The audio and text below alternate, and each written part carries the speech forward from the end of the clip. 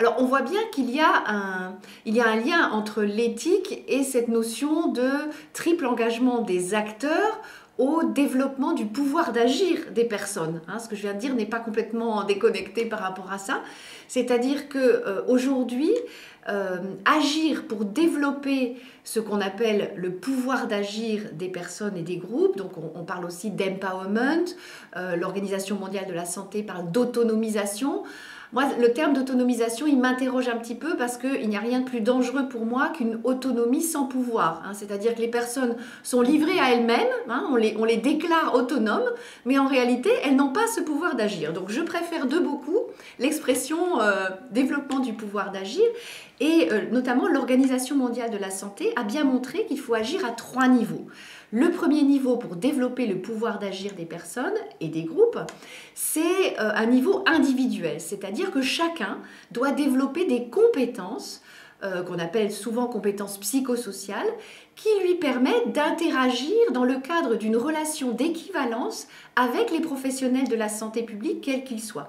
C'est-à-dire développer chez ces personnes une capacité à exprimer leurs besoins, à exprimer leurs attentes, à éventuellement entrer dans une négociation avec les professionnels, c'est-à-dire ne pas être uniquement dans l'application de préceptes ou de normes, etc., mais de pouvoir développer leurs propres souhaits, leurs propres désirs, leurs propres attentes dans la relation avec les acteurs de santé publique. Et ça demande de développer des compétences individuelles. Mais ça ne suffit pas. Il faut aussi, dans le cadre du développement du pouvoir d'agir, développer le pouvoir d'agir des collectifs, c'est-à-dire accompagner les individus pour leur permettre de s'organiser collectivement. Et là, on voit bien l'exemple qu'on peut donner qui est celui des associations d'usagers, par exemple du système de santé, qui ont très bien su s'organiser pour porter une parole plus forte, pour agir de façon plus concertée, plus efficace face à des corps professionnels dans le champ de la santé publique qui sont eux souvent très forts, hein, très bien organisés. Et donc en face, il faut organiser aussi ce pouvoir d'agir des collectifs.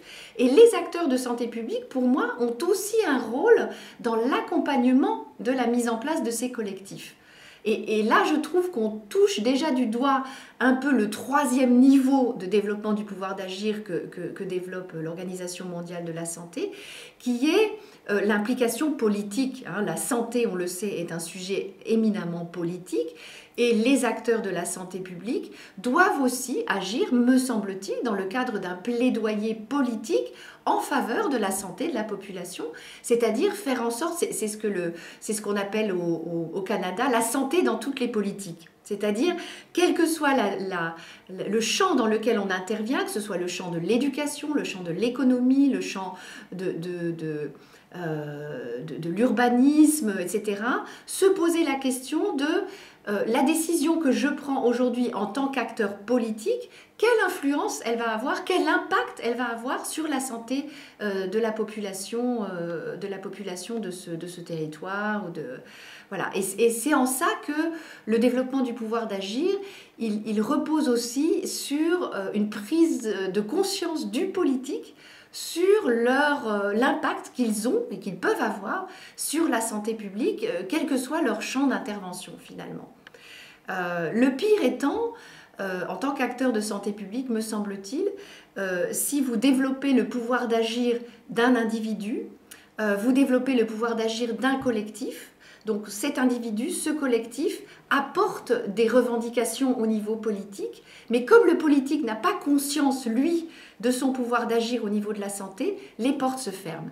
Et là, vous avez été contre-productif parce que vous avez soulevé des espoirs, des envies d'agir au niveau de chaque personne, au niveau d'un collectif, mais le politique n'était pas prêt à accueillir cette revendication, cette demande de négociation, d'ouverture, de dialogue, etc.